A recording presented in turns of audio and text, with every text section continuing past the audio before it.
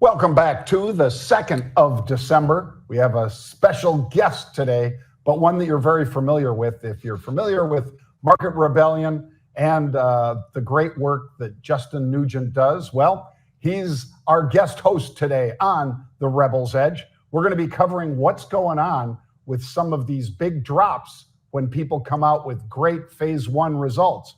Were they great enough? That's the question. We'll have answers for you on today's Rebel's Edge.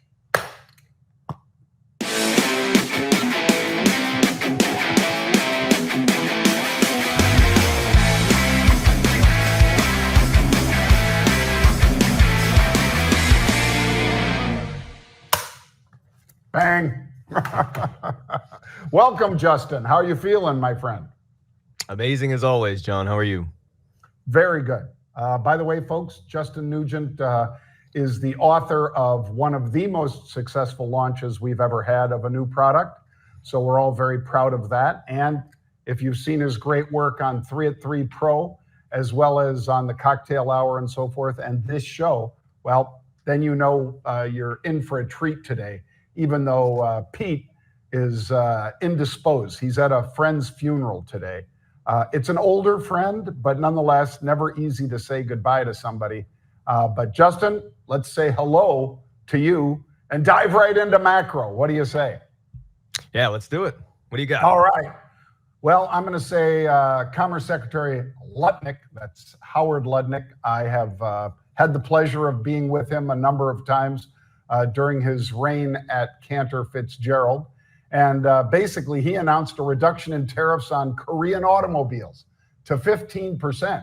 So that really lit a fuse on their market and obviously Korean car makers. And so I'm going to say macro, that's a pretty big macro deal today. I'll let Justin figure out what he wants to look at for macro. Yeah, I've got two tiny ones. So apartment rents dropped pretty heavy. And for those who know, for those who have been looking at inflation, shelter has been really the stickiest part of inflation. So that's a good thing for anyone who wants to see rates come down, especially because we're about to get the announcement, potentially before Christmas, of our next Fed guy, right? The market's pretty sure that it's I believe Kevin Hassett, and that's pretty cool. He talks about lowering the cost of capital and enhancing the economy through that metric, which is a good thing if you are a dove or you want to see more dovish policies. And separate from that, in the same sort of vein, we're probably about to hear more things about Trump accounts for children, which is pretty cool. Yeah. If you want to see more liquidity injected into the market, well, then you probably want to see a world where a lot of kids are born in with a bunch of money already in a stock account. Dell just pledged $6.25 billion to fund those Trump accounts for children. I doubt they are the last to do that. Yeah, I doubt they're the last to do it as well. Billionaires always take a lot of shots, slings and arrows and so forth. I don't begrudge them making a lot of money, but I'm certainly delighted when they do something like what Justin just described. Michael Dell and his wife, good job, guys. 6.25 billion with a B is a big deal, no matter who's given it and how many billions they've got. All right, let's take a look at futures. I'm going to say Bitcoin again, but I'm going to basically take a derivative of that, Justin. I'm going to say MicroStrategy, now known as Strategy, of course, is down 60% for the year. And a couple of the volatile ETFs that track it and offer double daily returns, which are MSTX and MSTU. Those are derivatives of Strategy, of course. They're down 80% this year. They're among the worst performing ETFs of the year. And that's saying something, Justin. Yeah. MicroStrategy is one of those names that we were not so bullish on in the market outlook and in the Rebel Roundup for about late August and onwards. It took kind of a while, but once they broke below that 200 MA, they have just been sinking and sinking and sinking. My fantastic future is a little bit different. I'm not really a big conspiracy theorist, but I do believe that we all understand that there are sometimes things that go on in the world of Wall Street. One of those things is a graphic that I sent over to producer Jared. If we look at the Bitcoin liquidation that took place, we were actually flat all weekend, right up until exactly when futures opened on Sunday, and that is exactly when the liquidation took place. Now, for those who know, the S&P is about 57 trillion in market cap. Not easy to move.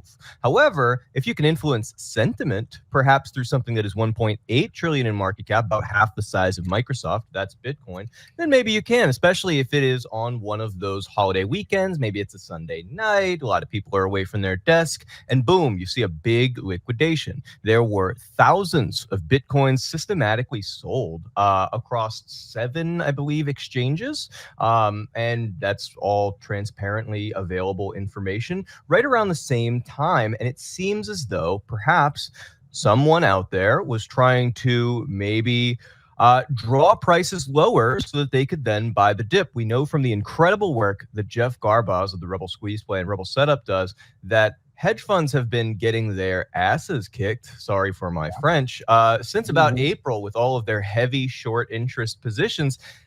I would not put it past somebody to sell some big Bitcoin, use the downside in the market to try to close up some positions and maybe even incite a little bit of fear along the way. I wouldn't be surprised at all with what Justin has just described and shown us very nicely in that graphic. So thank you, Justin. Thank you, Jared. Let's take a look, Justin, at Beyond Meat. Now, was this just a moonshot for us? No. But we did have a lot of unusual activity, speculative paper. 2 different times it hit in the last 24 hours, folks. There is Beyond Meat. Beyond Meat jumped all the way up to 142. Turns out, though, that little 6% jump after the 36% jump yesterday was telegraphed, perhaps, and people were betting that they were buying the 1.5 calls, and they were buying the 2 calls, give them the right to buy it at 2. Now, it's got a big short interest, and those shorts have feasted on something that I would hate to feast on, which is a plant-based meat. But nonetheless, this one is under pressure. We did have unusual activity, but my gosh, it didn't get through $1.50. It only got up to $1.42 so far today. Still time, though. Yeah, the only thing I would note is this piece of data on the Rebel's Edge right now from John could be a gift to you viewers because, yes, it did fall down. And if you were already in this, then I hope that you took profit on that bounce, and that's super cool. But if you didn't, I would check to see if that open interest is still viable, if it's still open, because what we sometimes see from Beyond Meat is that, yes, we see these volatile rips and dips, but if that open interest is still there, that still could be foreshadowing another upside move. Well, we will stay focused on that for sure, Justin. Let's take a look at JANX. This one is a company where basically they told investors that they had some pretty decent results from their phase 1 trial for a candidate that they're putting out there for prostate cancer. Now, obviously, every man out there listening or watching this at some point or another could face some sort of issues with their prostate. It's just one of the things that if you live long enough, folks, you might have to face that. And it's a high percentage chance of that. So obviously 50% of the population, yeah, that'd be a pretty good drug if you could perfect it. These guys had what they said was promising results, but apparently investors weren't as impressed as the company would like, and thus a 47% sell-off so far today. They were expecting more good news than just this, but as you see there, it's a pretty sharp drop. Started in the pre and then just kept going down.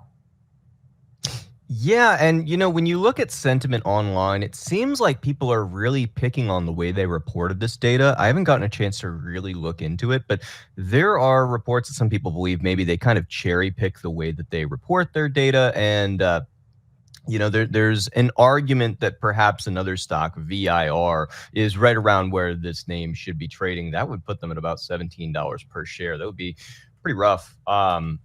That is a tough situation post catalyst for a biotech name like this. I would personally stay away if the name is already down like this and we are past the catalyst like that. Yeah, I'm of the same mind.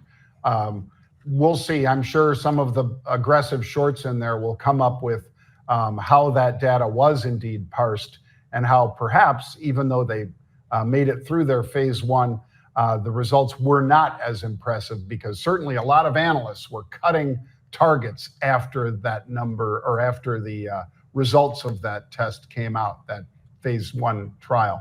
All right, how about CRDO? This one, basically, it's a Cayman Islands-based company that helps accelerate things on the internet, among other things. And shares are up pretty strong, 17%. Revenue was up nearly 300% year over year. So it seems, Justin, that what they are doing is exactly what most of us would like, and that is, hey, if you can give me a faster internet, I like it. And obviously, the more you use data centers, and we certainly use them a lot, you'd like that reaction time to be quicker, and these guys are making that happen. Yeah, absolutely. I actually think that CRDO is an awesome name, and I really love when a name is doing so well. This is a name that's been on the Rebel's Edge a few times, and yet is one of those ones that for some reason or another, a lot of people are not looking at. There's a few names like this out there. I won't spoil them or give them away, but I will say one more cool thing about this is that this hardware manufacturer is also kind of part of the copper story. They manufacture high quality copper cables, exactly for what you talked about, making internet faster. And all together, it's just one big, well-woven story where a lot of things, I think, are going to rise over time. I think CRDO could still be a buy, especially if you took it from a little bit of a long-term perspective, since we just ripped so hard. Who knows how we'll do in the short term, but long-term, I think this could still go. Yeah, anybody that's dealing with data and moving it faster is somebody that's going to get some attention, and probably even some Justin Nugent attention in one of our future publications, because Justin and Mark Lepresti wrote a really nice piece on AI, for instance, folks. And if you're talking about AI, you're talking about moving things fast, because moving slow, well, AI is not really made to move things slow. It's made to answer questions and give you results quick. All right. Lastly, let's talk about MongoDB, still one of the greatest names of any stock. MongoDB, basically, they have a data platform. So there we go back to that.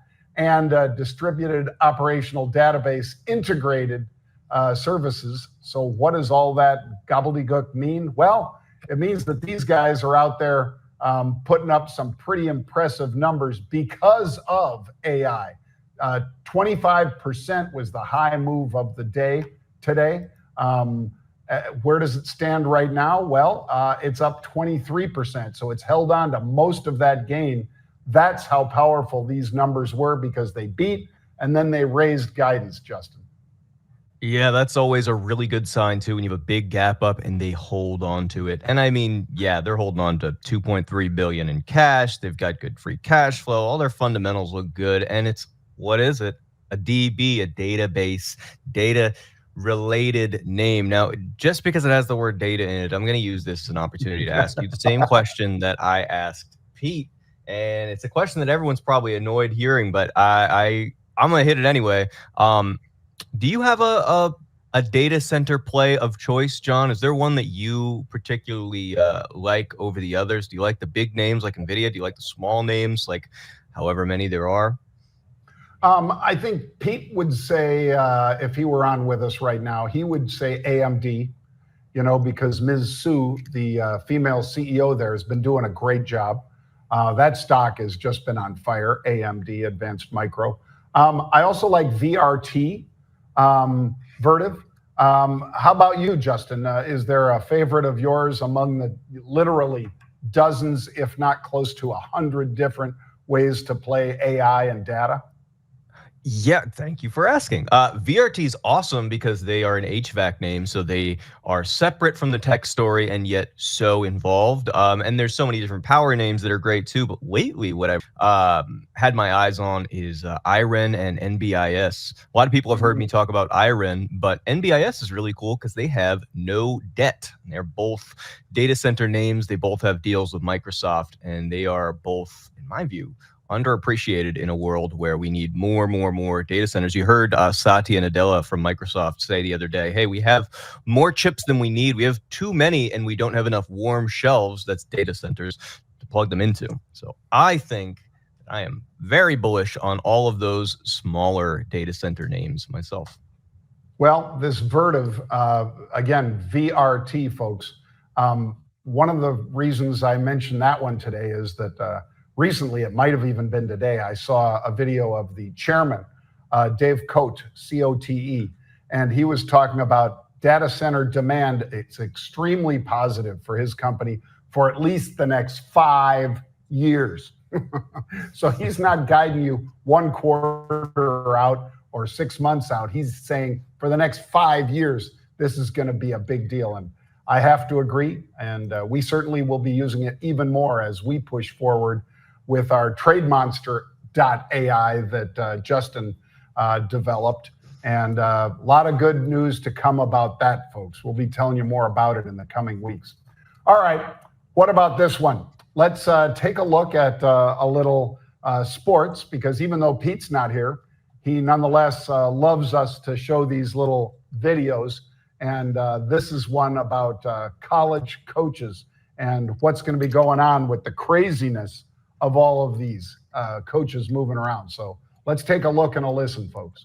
It's just turned into a full-blown war. And I promise you are not going to believe who Penn State is fighting with. So after Penn State fired James Franklin back in October, they've been on the hunt to try and find a new coach, of course. And over the past few days, there's been a lot of reports that BYU's Kalani Sitake is the top target for Penn State. And all the prediction markets had him as a heavy favorite. On Kalshi, he had an 80% chance to become Penn State's next head coach. Now, it was reported that Penn State and Sitake had mutual interest. This was his dream job. And reportedly, Penn State was offering him $10 million per year, which is a huge jump considering he's only making like $3 million at BYU. But this is where everything goes completely off the rails. And by the way, if you want more content that ESPN doesn't cover, make sure you follow it. Because yesterday, the Mormons got wind of this and they said, no.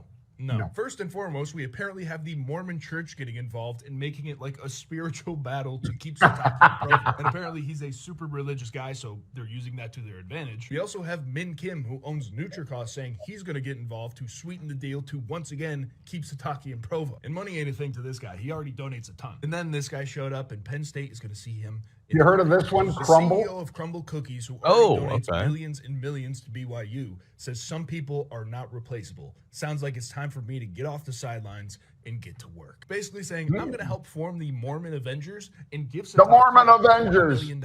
So long story short, Penn State is fighting for a coach against the entire Mormon church in a multi-billion-dollar cookie company and supplement company. Nothing will ever beat college football. This is amazing. The Crumble CEO has an interesting looking head, rather large for his body, but also separate entirely from that, more serious note, Kalani Sitake, strong connection to Hawaii, cool guy. Yep. He actually spent most of his childhood here, so we're rooting for him. But it's so interesting to see the crazy bidding war that's going on right now. Why are the Mormons involved? That's wild. Yep. Well, because it's BYU. As you know, an awful lot of Mormons hit the South Pacific and brought in folks from Tonga, from New Zealand, and so forth. A lot of the islands brought them to Hawaii, brought the religion with them, and just like this gentleman, that religion is a pretty strong driver for a lot of those folks to go to BYU. And so I think, given the fight that's going on right now and the money that they're raising through Crumble as well as NutriCost or whatever, I can't see this guy moving. So that means that everybody else who's on that watch list, from Pete's old, University of Minnesota coach to any of these others, are going to be. Penn State's got to be desperate at this point, and they might be really angry at themselves for getting rid of Franklin because, quite frankly, the pun is intended, he had done a pretty damn good job at Penn State.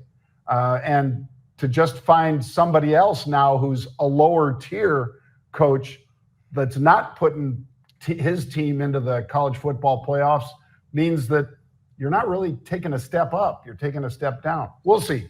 All right. How about this one, Justin? Drake May, great player, came out of college, and a lot of folks thought, I don't know, Duke, do they really put out that many great football players or this or that? Well, the Patriots did indeed roll over the hapless New York Giants.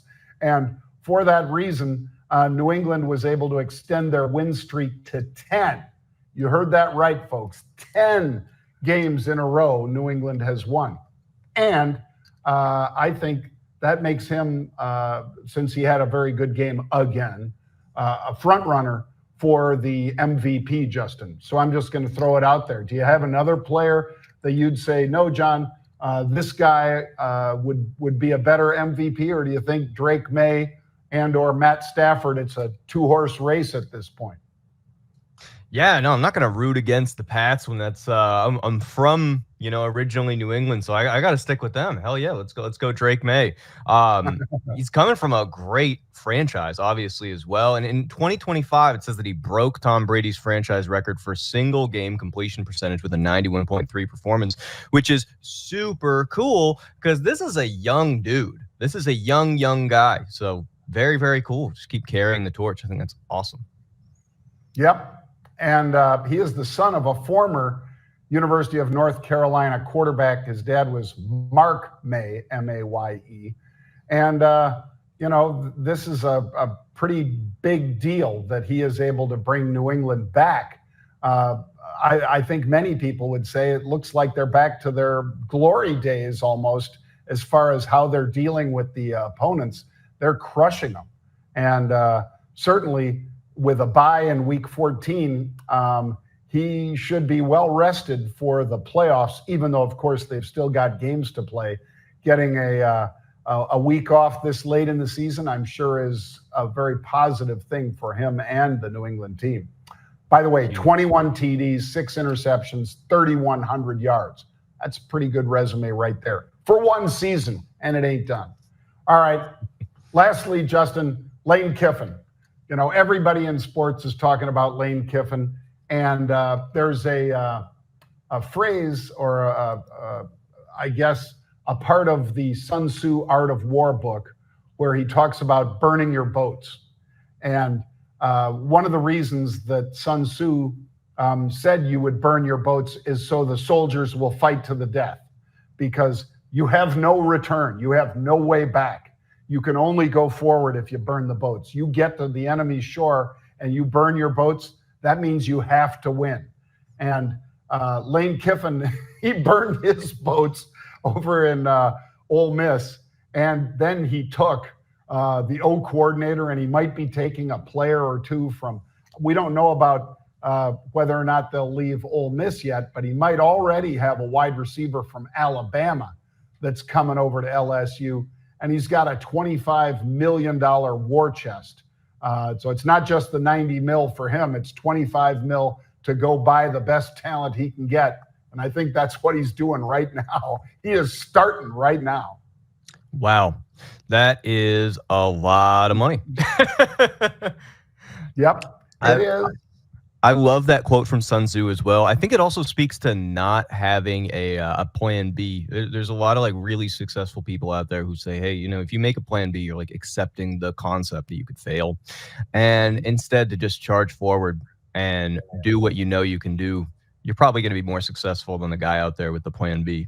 I think that's really inspiring. I agree. And a lot of people sort of change that quote from burning the boats to burning bridges and things like that. They modify it, but I believe, as best as I could, because I don't read the language, but Sun Tzu has been translated for centuries, and I think it's burning the boats. And like I say, Lane Kiffin has burned those boats. But he might love being the bad guy. Some people do. Some people thrive on being the bad guy. And now in college football, he is truly the bad guy. So we'll keep our eye on that. Well, thanks very much, Justin. Always great to have you on the show, especially at a last minute like this. I needed to draw him in, like I say, because Pete had a funeral that he had to get to, but Justin always delivers the goods, folks.